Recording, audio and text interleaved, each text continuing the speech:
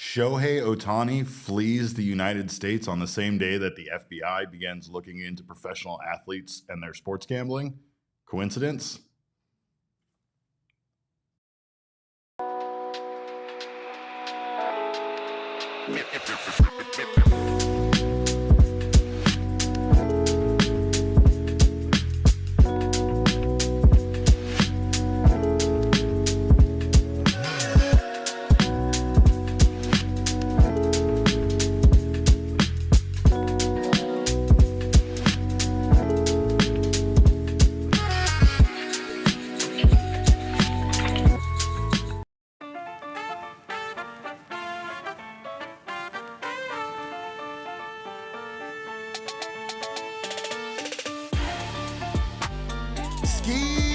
And welcome into another edition of the PHNX Dbacks podcast, live from Studio K. It is I, your mayor, PHNX, occasionally known as Derek Montilla. Glad to have you guys here. Welcome into another edition of the PHNX Diamondbacks show, presented by our friends at Bet365 and Game Time. Make sure to go download that Bet365 app right now. Use that code of PHNX365 when you do. When you sign up, get yourself some bonus bets for following a few easy steps. And then in regards to Game Time, make sure to use our code of PHNX, and you will save $20 off those already low ticket prices there on the last minute deals. But of course, welcome in here. Great to have you guys here. Great to have my guy Damon Dog on the ones and twos once again today. And he is fired up, not only about Ohtani fleeing the country right in the middle, off to Canada he goes for no reason at all, just while the middle of an FBI investigation into professional athletes and their sports gambling is happening.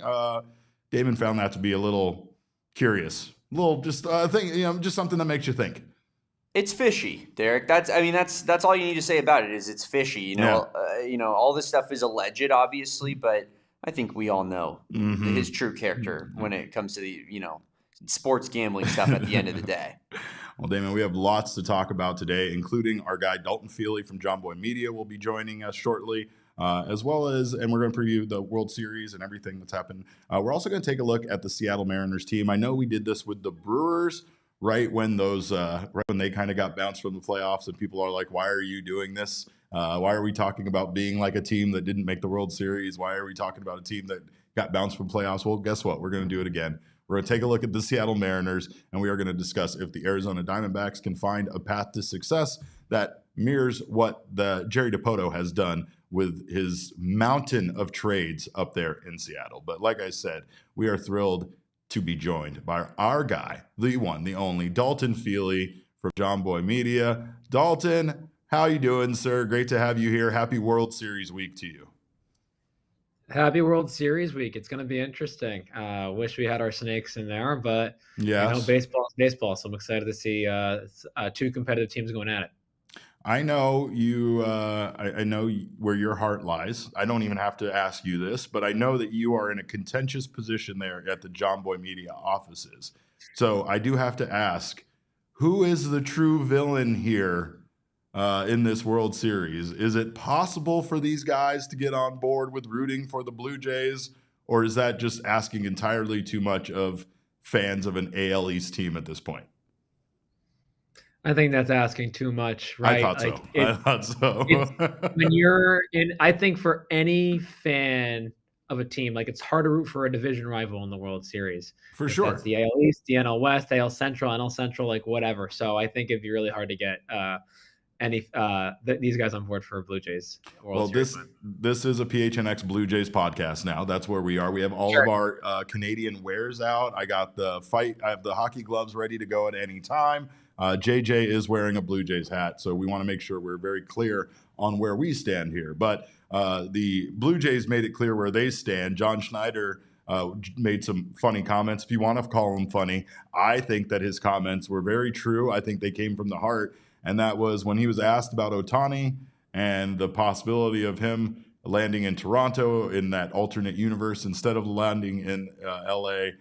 He did make some nice comments, said that Ohtani made some nice comments about the organization, but then he proceeded to say, we want the hat back and we want the jacket that we gave Decoy back. And I'm going to tell you right now, this is a level of pettiness that I am so on board for. Give us back the dog jacket. We want the dog jacket back now. That's so funny. I'll be honest, I didn't know John Schneider said that. And listen, when you're going after free agents, like you're gonna give everything you got for this sales pitch, right? So yeah, I guess he didn't. You gave him what you had, and you just never got it back. That's very funny. Well, I'm glad you haven't seen it, because I think we have the clip of it here. Here was what John Schneider had to say. Wait, you got it yet? Yes. Yeah, let's take a look at that. This is what John Schneider had to say about getting that hat and jacket back. What's the feel at Ohtani? How close do you think 2 years ago you guys were in your mind to possibly having him in a white uniform tomorrow? You never know. I think when we met with him, you felt good about it, and you felt good about the feedback he was giving about our organization and opportunity here. But you never really know what a player's feeling in free agency, and there's a lot of things that have to line up for them personally too. So you can't really think about what if. You think about the 26 that we have. He's a great player. I'll say it again. I hope he brought his hat, the Blue Jay hat that he took from us in our meeting. I hope he brought it back finally. But and the jacket for Decoy. It's like, give us our stuff back already. But he's a great player. You know what I mean? But that aside, I think that we have a great team and just an unbelievable cast of characters and players. And I think things worked out the way they're meant to work out. It is wild, the universe that they live in, right? Where this happened, right? This was something where the Blue Jays were, in fact, at least a favorite to land Ohtani at one point. We discussed yesterday the entire flight tracking and everything that happened, during that one faithful day. But now, the Blue Jays have done an excellent job of putting together this team, despite the fact that they've missed out on so many big free agents. You could argue that not Ohtani, because he's obviously a very special player, but you could argue that the Blue Jays came together in the way that they were meant to, especially with signing Vladdy to that long-term deal and having him be such a beast for them in the postseason, and just everything that they've put together up there in Toronto.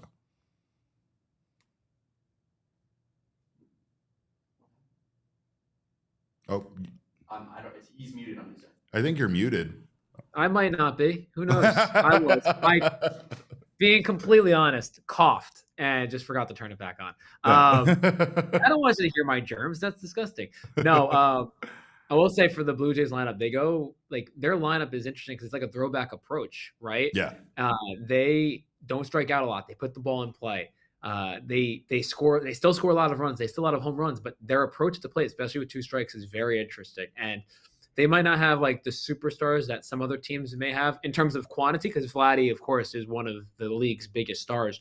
But this lineup, they just produce. You have a guy like Ernie Clement who's batting over 400 this postseason. Right. That is a special performance so far, and that's one of the reasons why they're here.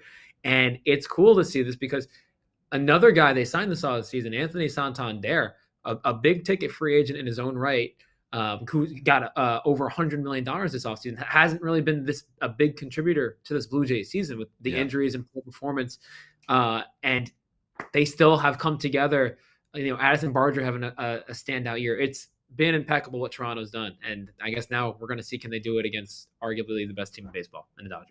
What do you? I mean, obviously for me, pitching takes precedent here, and the Dodgers have incredible starting pitching, right? But this is, I've been calling it, the irresistible force versus the immovable object, right?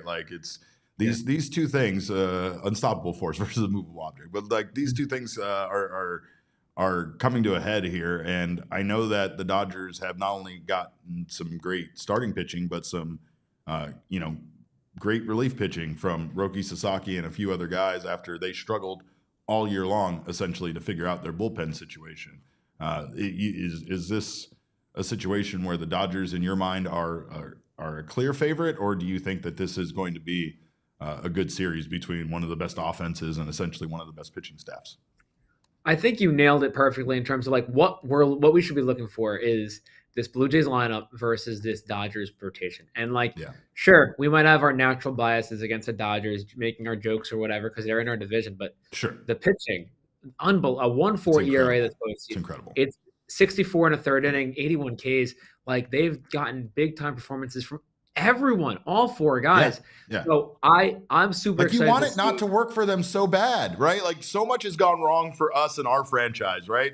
You just want them to have one pitcher not work out. And I never root for guys to not do well unless they're on the Dodgers, because that's the only situation where I truly want them to be handicapped by a move they made. But everything seems to work out for them. And even here we have Roki Sasaki emerging as this, filling this needed role for this team, coming out of the bullpen like he has.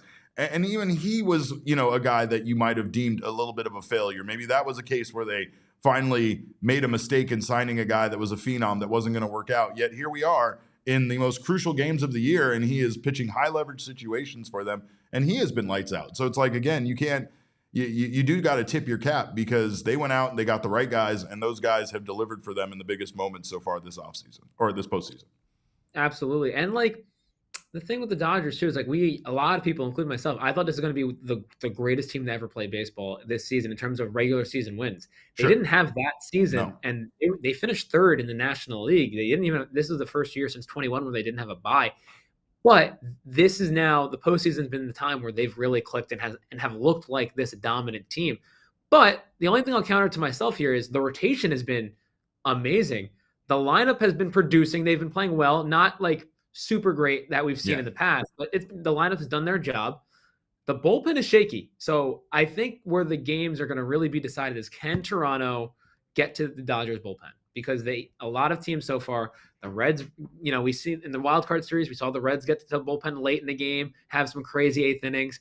The Phillies had a couple crazy games. Brewers not as much because they didn't get into the bullpen. So right.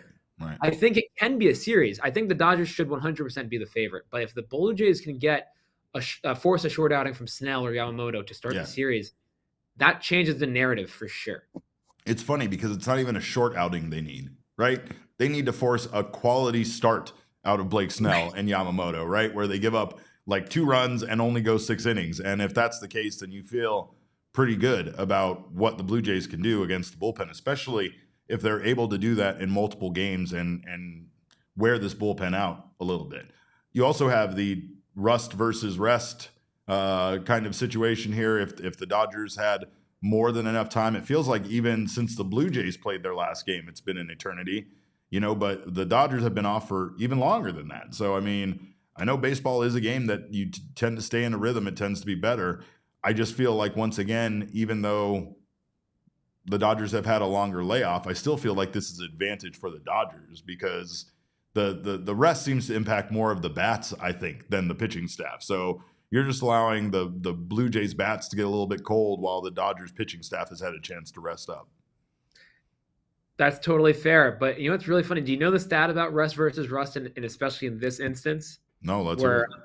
So a team to force a sweep in the 7-game LCS versus a team that's forced all 7 games in LCS. This is going back to 1985. There's been 4 other instances where this has happened. All 4 times, the team that forced 7 games in the LCS went on to win the World Series.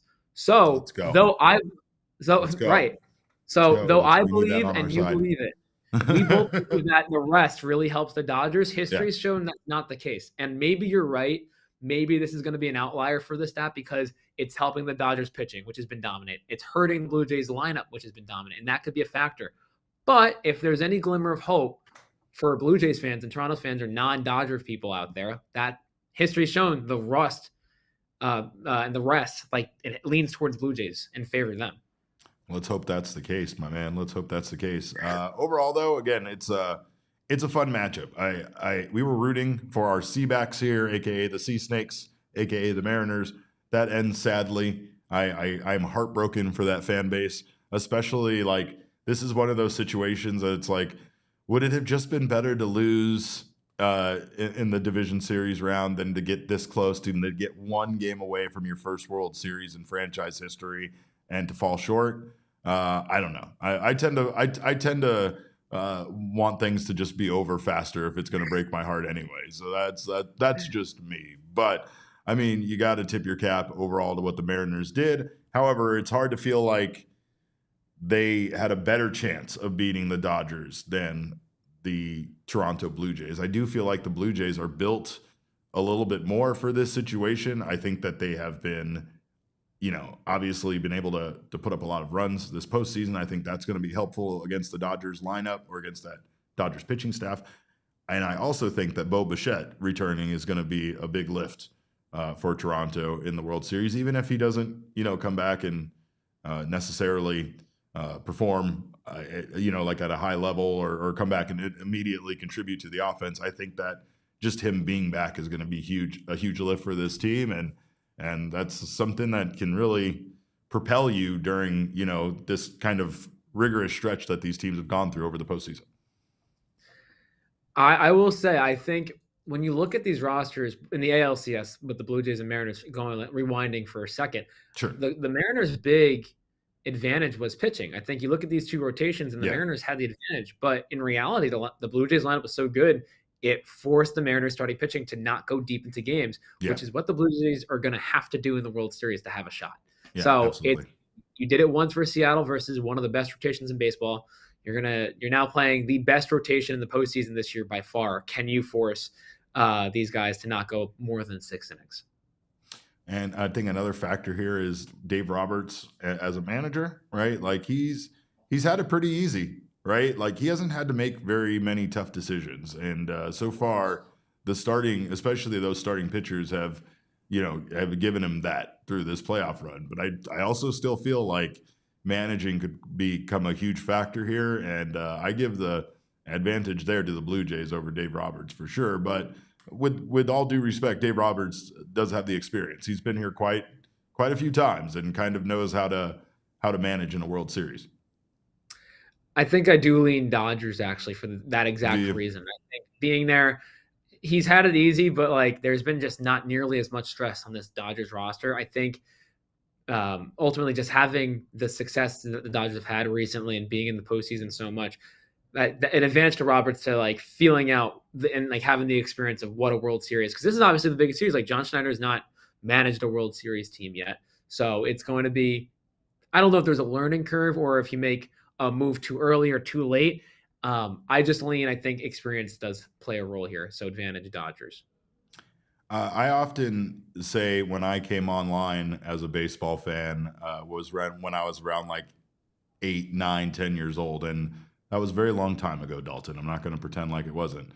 But when I did come online as a baseball fan and started paying attention to things, I remember one Don Mattingly being one of the greatest baseball players that played the game at that time. Not only that, but he looked like the MLB logo to me, just in general. But here he has finally his first chance to go to a World Series as a coach, and I just feel like that's a real cool thing. But again, I wonder if that can impact any of those Yankees fans around the office that might not find a way for themselves to find it in their hearts to root for the Blue Jays, that maybe they could do that. Maybe, I don't know. I'm trying here. I just want to get some people on board with hating the Dodgers. We need to get as many folks together. It's the most American thing you can do is root for Toronto right now. That's how we feel. Well, Dalton, I appreciate you, buddy. We thank you for your time. Make sure to follow everything those guys are doing over there at John Boy Media. And of course, it's going to be exciting. What's your prediction here? I know I put you in a tough spot, but do you have a number of games it's going to go, and who you think's going to win? Yeah, I give a lot of credit to the Blue Jays, but it's Dodgers in 5 for me. You're a bad person. We shouldn't have had him on the show. Hate it. This was a terrible idea. I'm sorry. I'm never silly, always serious. Yeah, I know. All right. Well, we know we know what you feel in your heart, Dalton. We know that for sure. But again, make sure to follow our guy, Dalton Feely. He is at dfeely14. And also check out everything John Boy Media is doing, of course. And he's also not only head researcher over there, but like the Warehouse Games MVP too many times. So we thank you again for your expertise, sir. We'll see you next time. Appreciate you, Derek. You're the man. Later, buddy.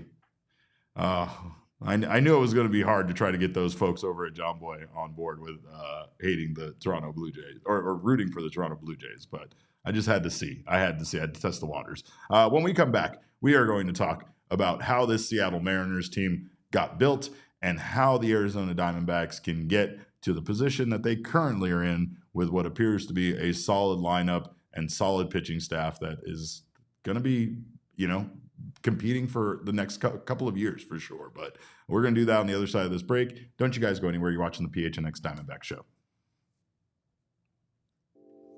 If you're looking to make some gear that helps your brand stand apart from the crowd, look no further than Branded Bills. Branded Bills has you covered with some elite custom headwear, whether you're looking for snapbacks, fitted caps, truckers, beanies, it doesn't matter. They got you covered, tees, bags. They have everything that you need to help your brand stand apart from the crowd. And if you're just a hat aficionado like Damon and myself, they have partnerships with 40 universities, including ASU and U of A as part of their campus collection. And they also partner together with the Phoenix Sun. So if you just want a cool hat that fits you comfortably, lightweight, stretches, and is all the things that make hats great, go check out Branded Bill's website. They're a local company from right here in Mesa, Arizona, so it always feels good to shop local. Head to brandedbills.com and use our code of BBPHNX for 15% off your order. Once again, that is code BBPHNX for 15% off your first order. And for more than 15 years, Access Insurance Agency of Arizona has provided affordable and reliable car insurance to drivers in the Phoenix metro area. As a dedicated part of the local community, Access Auto helps Arizona drivers get insured by offering flexible coverage options and accepting various forms of IDs, driving histories, and license types. By partnering with over 20 insurance carriers, they make it easy for you to compare rates and find the best policy for your budget. With bilingual Spanish-speaking agents at 9 convenient locations across the valley, Access agents are ready to assist customers in finding the right coverage for their budgets and identifying available discounts. Both cash and card payments are accepted for added convenience. Access Auto, trusted by the community, rooted in Phoenix, and ready to help. All statements are subject to terms, exclusions, and conditions of the applicable policy. In all instances, the current policy contract language prevails. Coverage is subject to individual policyholders meeting underwriting qualifications and state availability. Other terms, conditions, and exclusions do apply. Well, ski to you all. Great to have you guys here. R.A., Ryan, Deborah, you guys are all amazing.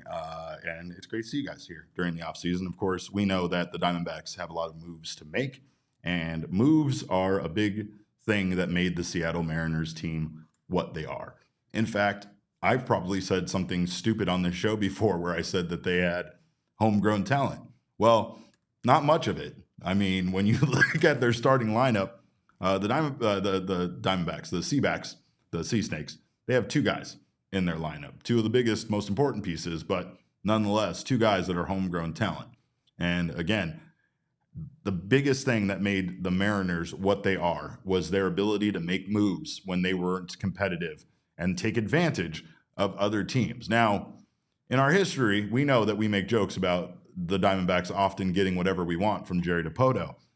That tends to be because those moves that the Mariners make look very, I guess, advantageous for one team and maybe the opposite team, maybe the team the Mariners are doing the deal with initially. However, with time, you see those moves work out for the Mariners, and eventually it culminated in this particular starting lineup that we see falling 1 game short of the World Series. Now, the question here is much like we posed with the Brewers, where is this enough, considering this is a franchise that has never even made it to the World Series, and the Diamondbacks at least have 2 appearances there with 1 trophy to show for it, that should we be emulating a franchise like this? Well, I will say when it comes to the Mariners and the Diamondbacks, they do share, some similarities here. They are both what are considered small market teams, even though neither team is an actual small market team. Bless you, Damon. Thanks, Derek. Small market teams in baseball are stupid, Damon, right? Because small market teams basically just means teams that aren't in the biggest areas spending the most money. They're not from New York or California or, whatever. I think what it truly means, and we see it on those charts all the time, like the revenue to payroll charts, is that, you have the worst TV deal. I think what it really actually means at its heart of heart is these teams are the teams with the worst television deals. And in large part, that's due to market share and fans in their city and Miami and Phoenix. Like, we struggle with that, obviously. But other sports don't have to put up with that, do they? Like, I know one time as a Cardinals fan, my life was hell when I was a kid, right? Here in Arizona, you couldn't watch Cardinals games locally unless they sold out. They would be blacked out otherwise. And do you know how often Cardinals games sold out when they sucked? Sometimes 0 times in a season. Maybe the first game of the year, right? So we had weird, we had weird rules like that. I know at one point that felt like it impacted being able to enjoy our local team, but I really don't feel like that. And again, each organization is ran in the way it is, and how you run that organization impacts the team you're able to put out on the field, right? So we've talked about how much the Diamondbacks reinvest back into their team. They're definitely not one of those teams that don't spend the money they make. They just don't make enough money, like you were saying. Well, I mean, and to answer your question, Derek, I want to just make this very clear. You asked, do other sports do this? No. Yeah. Other sports do not do this. The Dodgers do not get to sign their own television deal and then use all that money on their payroll and defer all these contracts because they have it in the bank, versus the Diamondbacks, who make a TV deal that is, I don't know, 1/10 of what the Dodgers are making annually. And it's just not even equal playing grounds. Whereas the NFL and the NBA, they do equal revenue sharing, Derek. Yeah. That's crazy. What an idea. Yeah. Oh, my goodness. It's just like having a salary cap and making it that teams have to spend so much money on their teams and can only spend so much on max deals for their players, so that they're not just restructuring the money and paying a guy $2 million a year and then paying him the rest of the billion that they owe him at a later time, right? So, yeah, it's insane, and it's the reason why we often accuse the Dodgers of breaking baseball, right? I mean, again, it's why there will most likely be a lockout, is because of that exact reason. Because of the signing of Tanner Scott. Tanner Scott broke baseball, and because of that, now here we sit at this position, right? But the Mariners, right? Like, they are a team that's been a savvy team. In fact, this is crazy, Damon. In 10 seasons, 8 years as I don't know what he's not. I don't know. His title isn't GM, I don't think. Like, lead executive is what they call Jerry Dipoto for the Mariners, but regardless. Like the decision maker, The decision maker. He has made 190 trades. 190 trades. Not 190 moves. Not 190 acquisitions, trades, and otherwise. No, he has made 190 trades. The man wheels and deals. And I think that my favorite part about Jerry Dipoto is that when he brings in talent that he likes and he trades for them, he extends them and keeps them as part of this team. And he does that fairly quickly. He shows these guys that he wants them to be a long-term part of their deal. And that's where the majority of these other pieces that aren't Cal Raleigh and aren't Julio Rodriguez came from, right? And again, this is why this is the only way, with the Diamondbacks relying so heavily on their farm system. This is the only way at times that they can actually get better, and part of that, again, now I'm not suggesting that they trade Ketel Marte or anybody else that's really good on this team, but at times it does take trading away veteran players that are seen as bigger stars in the moment for younger pieces that will help you, right? That's something the Diamondbacks very much did at the trade deadline. Their situation was more of their hand being forced because the team record was bad, the team sucked at the time, and these guys are all on expiring contracts, so trading them made all the sense in the world. However, again, it is about making those moves at the right time and bringing in young pieces, right? In fact, they did that with J.P. Crawford. You and I were talking about it before the show, right? J.P. Crawford sucked at the time in 2018. He was struggling to get playing time, and they traded him for Gene Segura, who the Mariners got through one of the trades you could argue that they lost, the trade with the Diamondbacks that sent Ketel Marte to the Diamondbacks, right? But again, eventually they turned Gene Segura into J.P. Crawford, and Gene Segura is not even playing baseball anymore. And now you have J.P. Crawford being, a big part, obviously, of what the Mariners did this season and a big part of their postseason run. So it's like you have things like that, but a lot of their other trades are crazy. Jorge Polanco being acquired via trade with the Twins back in 2024, and one of the main pieces of that deal was Anthony DeSclafani. Make it make sense, Damon. We just DFA'd that man, didn't we? And this man was just a part of the trade that brought them Jorge Polanco. It's just it's one move after the next, and aside from all jokes aside from trades with the Diamondbacks, it feels like the Mariners just make moves and win the trades eventually. It takes time for them to play out, but it feels like they always win the trades. It feels like Mike Hazen this offseason, to your point, Derek, is going to need to wheel and deal a lot 100%. to find a way 100%. to fill all the holes on this roster Yep. with the limited resources that the Diamondbacks have. So truly, it's going to need to be a Mike Hazen masterclass of all masterclasses this offseason from a transactional standpoint. And I think that, a lot of that is farm system, and I think the Mariners have done a better job developing their farm system in recent years than the Dbacks. Especially pitching. Yes. Pitching. Well, I mean, no question about it. Yeah. But you look at the, Diamondbacks farm guys recently, the big names, right? Pretty much only Corbin Carroll has worked out. Like out of the largest names, you could say Gabby Moreno, but he was a trade piece, and that's kind of what I think we're asking for is more of that this offseason. Fill multiple holes, trading one guy like a Dalton Varsho for a Lourdes and a Gabby Moreno, right? Like that's the kind of model I think that Mike Hazen needs to follow here, to your point. But yeah, it's going to be a big offseason. And yeah, the Alec Thomases, the Drew Joneses, those didn't work out as much as I think you want them to, right? But like the Waldschmidts and the Slade Cowells and stuff, I think those guys, that next crop, like it's going to be a big crop of prospects for Mike Hazen in order to take this team and franchise to the next level, whether that's trading them or those guys developing and being staples of the team. Well, like Kevin Conqueso says, once upon a time we got rid of Goldie, and that kind of felt like one of these kind of moves, right? Unfortunately, that didn't work out for the Diamondbacks really in any way. Carson Kelly was a decent catcher while he was here, right? But outside of that, you couldn't really. And again, he couldn't hit. I'm not even gonna. I said decent, and I said catcher. I didn't say decent hitter. I said decent catcher. Right? Well, what does that entail then? I mean, I guess I don't know, whenever like you catcher, say if you say decent first baseman, I'm thinking of his value according to other first basemen across baseball. Was he decent or below average? Catcher's a little different though, because I feel like he did a great job with the pitching staff, and a lot of the pitchers that were here during, when he was behind the plate, kind of flourished, right? Like I felt like he helped guys, look pretty good back there. But at the same time, I'm not arguing with you. I'm definitely not saying, in that case that things worked out for the Diamondbacks.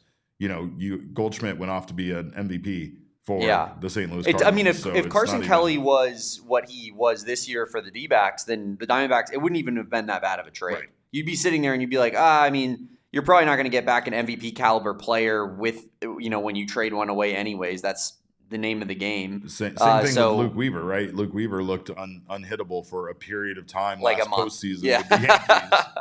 If we got that Luke Weaver, then it would be hard to argue that they lost the trade. But that one's a loss, period. There's no way to equate it. The only thing you can say with that one is, much like the guys that the Diamondbacks got rid of at this trade deadline, that there was no chance that Goldschmidt re-signed here anyway at the end of that season, and the MVP year that he had with the Cardinals was still probably going to happen with the Cardinals, just as a free agent instead of being acquired, because the Cardinals did do what Jerry Dipoto does. They traded for Goldschmidt and then they extended him, and that's what Dipoto is very good at, and that not only makes guys feel like very welcomed and appreciated, but it also gives you that loyalty, so that perhaps beyond the extension, if you're a real stud that we want for even longer than that, much like Ketel Marte, right? That's why Ketel Marte is so loyal to this team. I'm not sure if that loyalty is there any longer after this dispute over his availability and the way that he spent that time that he did, but I still think it's there, and I think a big part of it is the fact that they showed so much trust and appreciation to Ketel by,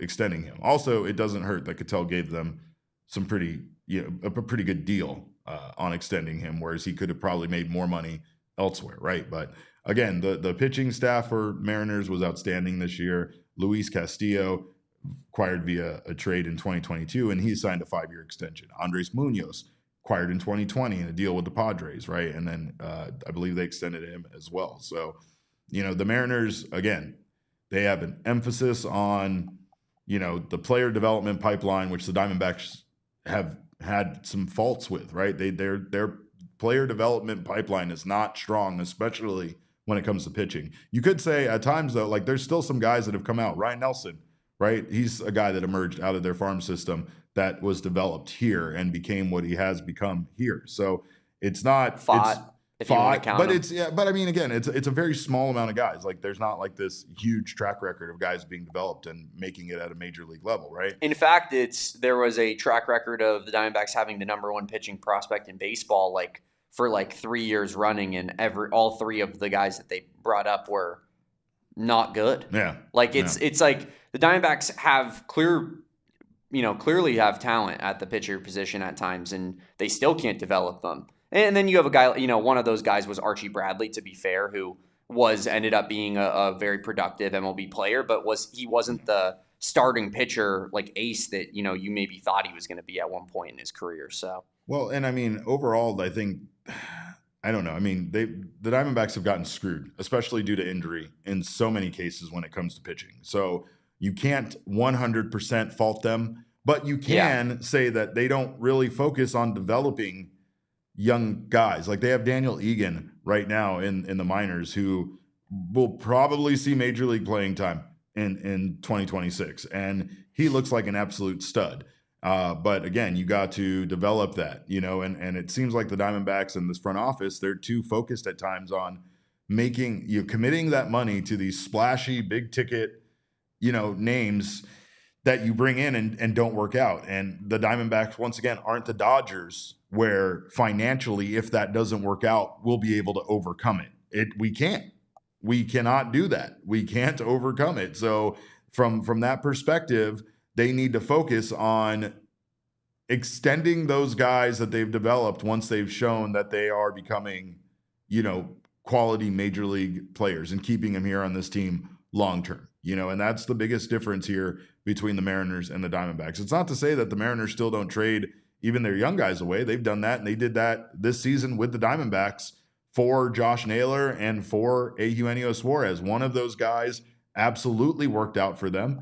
And then the other guy, Gino, who struggled this season, still hit one of the biggest home runs of their entire postseason run for them as well. Both guys were very valuable for them, and both guys are the reason that they got as far, or a big part, not the reason, that's strong, but at least a part of why they went as far as they did.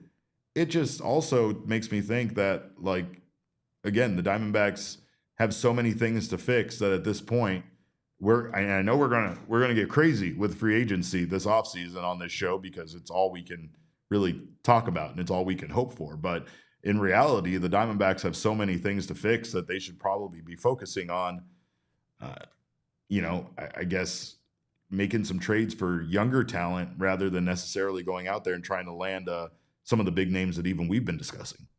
Yeah, I mean, do you think the Diamondbacks don't extend their players? I feel no, like I this think they try to, but I'm saying, like, I will say that going after guys like Jordan Montgomery and Corbin Burns and stuff limits their ability to extend everybody that they want to extend, right? Because I mean, other than Gabby, who even could they possibly be looking to extend on this team at this point? Corbin, Jerry, Cattell, all done. Right. The pitchers are, Fott got extended, right? So, like, Justin Martinez? He got it. No, he got it. Justin Martinez was extended at the beginning of this season. Yeah, you're right. That's fair. They've extended everybody that they want to extend, I think, on this roster, except for maybe a Gabby Moreno, who has a ton of injury things, in my opinion, that you disagree with. But his value is, to be fair, his value has never been lower since he's been with this franchise as it is right now. Probably, yeah. And that probably means that he is less likely to want to sign the extension than the Diamondbacks maybe off putting something on the table and saying, we would like you to maybe consider this offer. And I'm sure it's like lower than what he was expecting prior to this season. Right. But, that's all speculation, obviously. I feel that, yes, like the Diamondbacks are doing a good job of keeping their best players in-house, in my opinion. They're doing a good job of being aggressive in the offseason and trying to make additions. But this Too year... aggressive, though. I mean, like landing the highest... again, Corbin Burns fell in their lap. Right? Yeah, I don't think that was too I don't feel like that was them pursuing it, but still, at the same time, decisions need to be made. I know Corbin Burns is one of the best pitchers in baseball, so it's hard to say no to that. At the same time, though, and how often do you get a guy like that wants to come here and wants to be a part of this? It's just... Well, they knew they were losing Zach Gallen and or Merrill Kelly.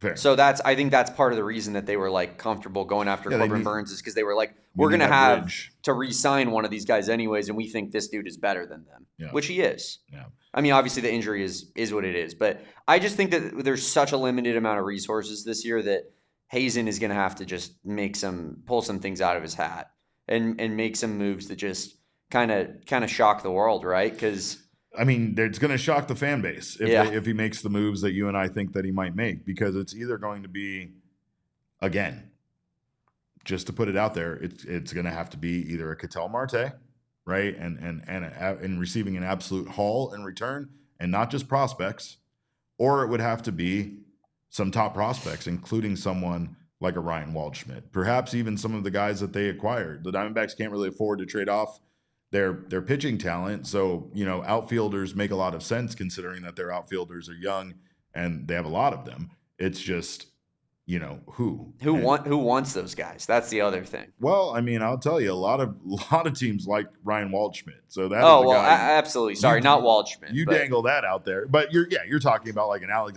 I'll give you Jake McCarthy and a Ryan Waldschmidt, and I feel like that only makes it less of a deal. It's that. Yeah, I have to say that's less valuable than just like Ryan when we Waldschmidt. made the Brewers take Jordan Montgomery along with Shelby Miller if they wanted him, but yeah, no, I mean, looking back at what the Mariners have done, right? They made those smart trades with the Diamondbacks when the time was right, but not making those big moves until they were comfortable with their roster and what they had built, right? So I don't know, man. I'll tell you, it's looking at the blueprint. We did this the blueprint with with the Brewers. We got the blueprint here with the Mariners, but again, committing to the youth development seems to be a big thing that they have done. That the Diamondbacks.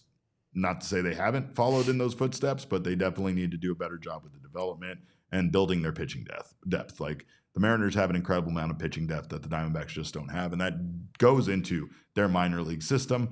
And Mike Hazen admitted that. That was one of the first things Hazen said. Hazen said that even though this team looked deep, it really wasn't. And once you got past those frontline guys, there wasn't enough support beyond that.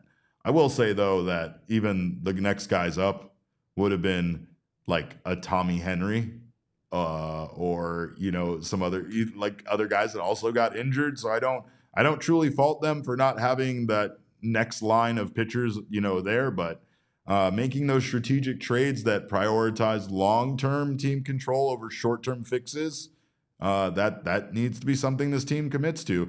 Patience is a virtue, right? That is something for sure, as well as defining what Dbacks baseball is, because that's still something I think that is lacking here, and what exactly that means. I think they got back around to it at the at the end of the season, and I do think that J.R. House is going to help them over at third base get back to that quite a bit, but we'll see if they can do that. Avoid spending on aging stars, by the way.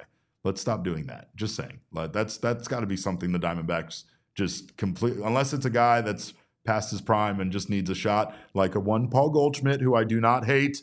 By the way, we'll need to get into that. But we're going to take a quick break. On the other side of this break, we have more unfortunate news to discuss in the wrongful death trial of former Arizona Diamondbacks pitcher Tyler Skaggs. We're going to do that here in a moment. Don't you guys go anywhere. You're watching the PHNX Diamondbacks podcast.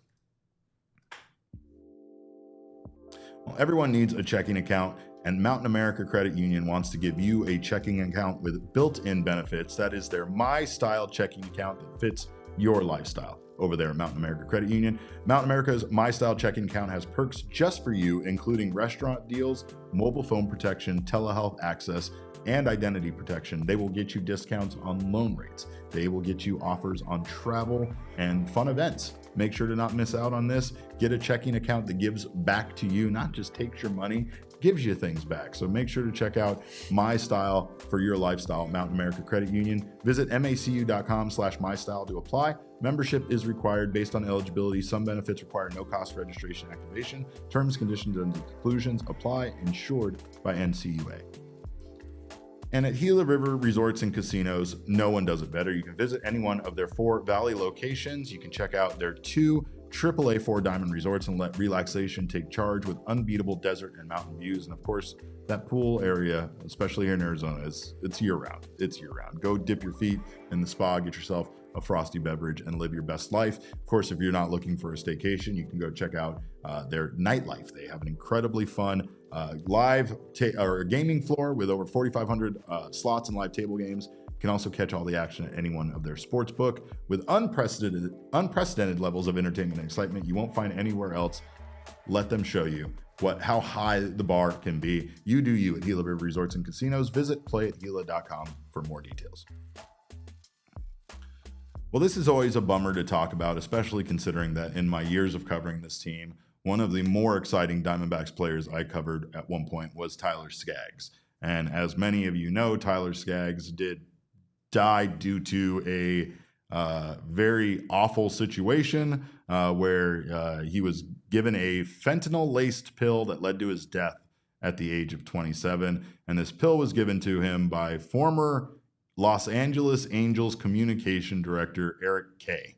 The other day, on Tuesday, Mike Trout testified in the wrongful death trial and gave his thoughts on Tyler Skaggs suffering a fatal overdose back in 2019. This is a $118 million civil trial against the Angels organization to determine whether they are responsible for Kay giving Skaggs that fentanyl-laced pill.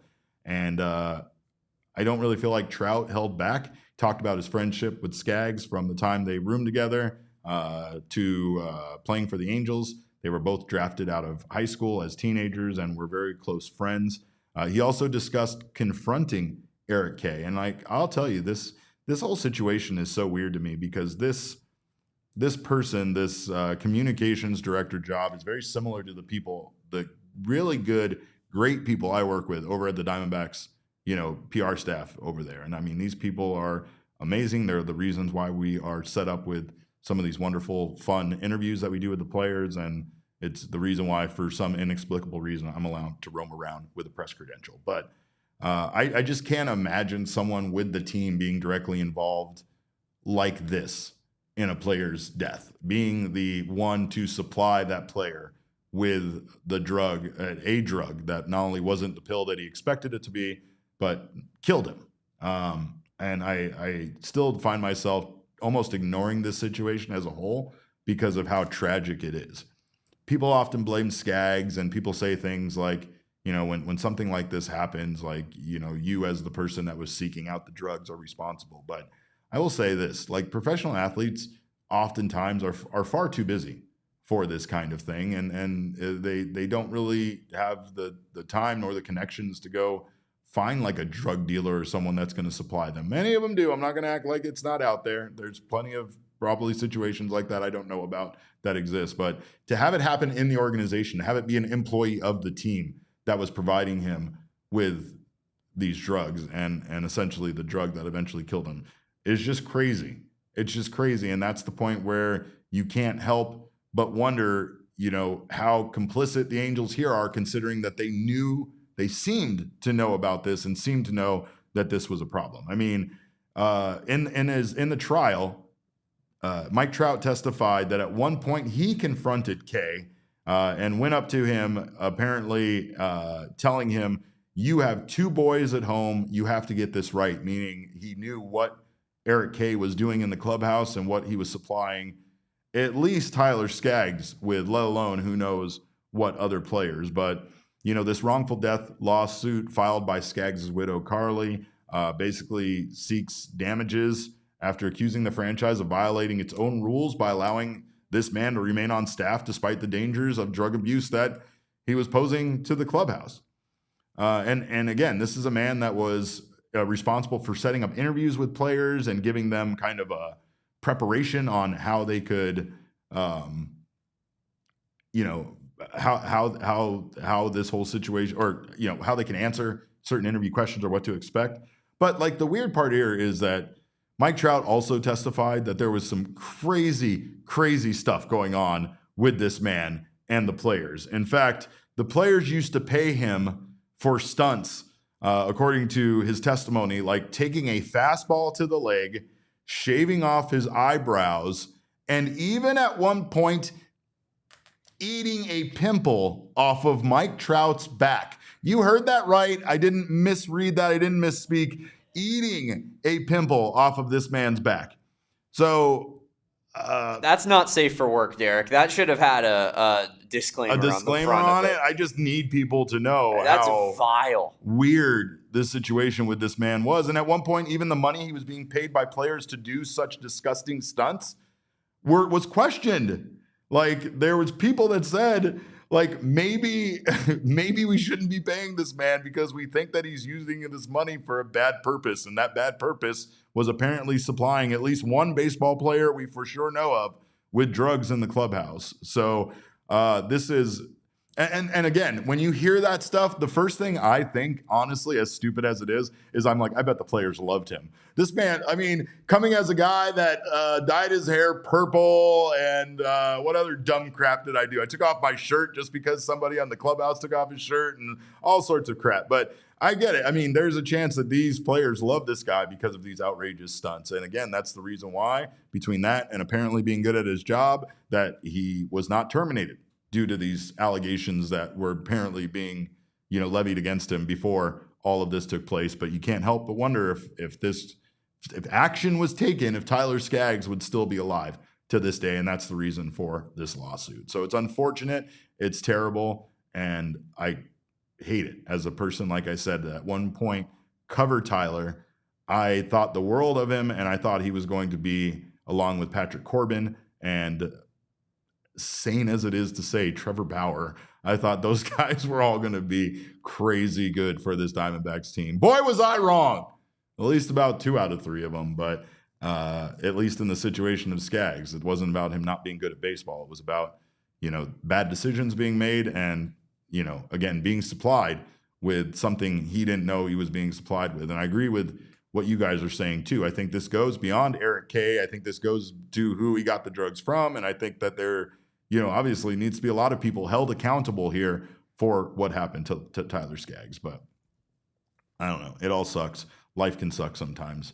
And this definitely is one of those instances. But we're going to take a quick break. On the other side of this break, we're going to get a little bit more positive, and we're going to talk about that time back in 2023 where Alek Thomas turned the bank into a snake pit. We're going to do that. Don't you guys go anywhere. You're watching the PHNX Diamondback Show.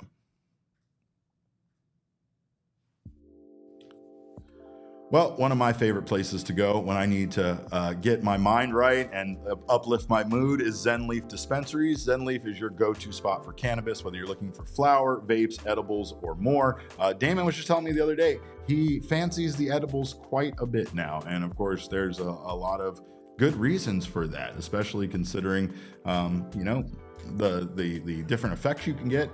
Doses, strains, everything. So make sure to check out Zen Leaf Dispensary. No matter what you're looking for, their staff will get you covered. They have locations in Chandler, Gilbert, North Phoenix, and more. It's easy to swing by anytime, or of course, make sure to put in an online order. It makes your stop in the store even easier. If you don't know what to get, like I said, you can check out, their staff will help you find exactly what you're looking for, and will hopefully help you get it for cheaper. Right now, for a limited time, you can use promo code ZENPHNX for 50% off your first purchase. That's right, just 50% off for listening. You can only use it once, so make sure to stock up with this amazing discount. And whether you've been around the block or trying something new for the first time, the Zen Leaf crew will make sure you leave with exactly what fits your needs. And don't forget, again, for a limited time, only using promo code ZENPHNX, you'll get 50% off for a one-time purchase. Zen Leaf, great weed, great service every time. And Shady Rays is a sunglass company that has your back long after you make your purchase. Of course, I am terrible about my Shady Rays and leaving them places. And again, it's weird. Maybe it's the confidence that I know if I lose them, they'll be replaced with no questions asked by the fine folks at Shady Rays with their lost and broken replacement plan. That sense of satisfaction, or at least peace of mind, allows me to never lose my sunglasses anymore. So shout out to Shady Rays for giving me that. Also, shout out to them for making a high quality pair of sunglasses with durable frames and crystal clear optics. They have, of course, some amazing polarized lenses, and check out their Color Rush lenses that take that to another level. So lots of different styles to choose from that will make your face look beautiful. And again, Shady Rays is eyewear that has your back. We've teamed up with Shady Rays to bring you an exclusive offer. Head to shadyrays.com and use code PHNX for 35% off polarized sunglasses. Try for yourself the shades rated 5 stars by over 300,000 people. Damon, today is a very important day in Arizona Diamondbacks history. And I will say it's a day that, quite frankly, I guess not today. Today is not the actual day. It was October 24th, 2023, a day that will live in infamy when the Arizona Diamondbacks went on to beat the Philadelphia Phillies, win the NLCS, and become the 7th team in Major League postseason history to lose both games 1 and 2 on the road in a best-of-7 series and come back to win the series. The Diamondbacks played that second Game 7 in franchise history previously. The only Game 7 we've ever played, Damon, was World Series 2001 on November 4th versus the New York Yankees. And you remember how that went. So the Diamondbacks went on to beat the Phillies. This was the Phillies that played their first ever Game 7. That was their first ever Game 7 in any postseason series. And they came back to win that game. Ketel Marte was named NLCS MVP after batting .387.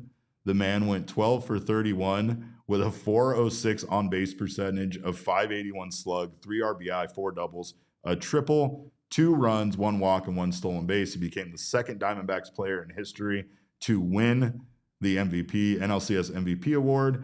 Previously, it was Craig Counsell back in 2001. He also became the 6th Dominican-born player to win MVP of the LCS, joining David Ortiz, Albert Pujols, Placido Polanco, Nelson Cruz, and Jeremy Pena. So again, big day, but nothing about this day is any better than the day when Alek Thomas planted the flag at the bank. And I mean, that is a moment that makes me, as a fan of the Arizona Diamondbacks, wants to extend Alek Thomas to a 100-year contract worth $9 billion. I know his play and his performance doesn't really match that deal, but I don't care, because this man planted an Arizona Diamondbacks flag right in the middle of Philadelphia and then walked out unscathed. Not one fight. It's amazing. It was amazing. So what an incredible feat. And of course, what an incredible day in this team's history. Like, that was something I think that forever changed the high water mark for this franchise during the stretch that we're currently on. If the Diamondbacks don't win that game, I think everybody would be fine with it. I don't think anybody would be clamoring that they were screwed out of it or that they were better than the Phillies. Like, quite frankly, a lot of people believe if the Phillies go on to that World Series that they beat the Rangers and win. And I don't know if I believe that or can argue with it. But I will say that overall, again, it was an amazing thing to accomplish. They gave so many players on this team a taste of what they can do, a taste of what that getting to that mountaintop is like. And I'm sure that that's something that Corbin Carroll, Ketel Marte, and Geraldo Perdomo all want back in their lives desperately. I don't know how they get there. I don't know what 2026 holds for this team. I'm confident that if they can find a way once again to do what they've done over the past few seasons and be surprising, especially in an underdog role, and survive the first half of 2026, that when those reinforcements come at the All-Star break, this team might be magical once again. But they have to figure out how the hell they're going to have a starting rotation, a bullpen, and a full starting lineup with a shoestring budget going into 2026. So we'll be here to cover it every moment of the way. We're not going anywhere. We'll be here every day at 12 p.m., though we do have a fun day scheduled for you guys next Tuesday. We're going to do a watch-along of Game 4 of the World Series and then do a post-game show after that game. So make sure to join us for that. Hopefully it is not a sweep scenario for the Los Angeles Dodgers at that point.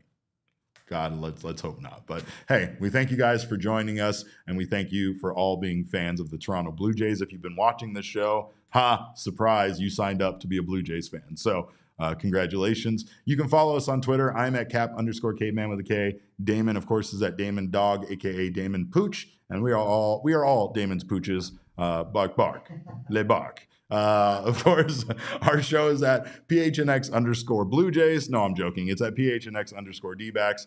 Michael Dixon is right. Smash that like button before you get out of here. Make sure you subscribe to our channel. We have had so many new subscribers. It's been an incredible thing to see so many of you guys joining our channel. So thank you for that. Hit that like button.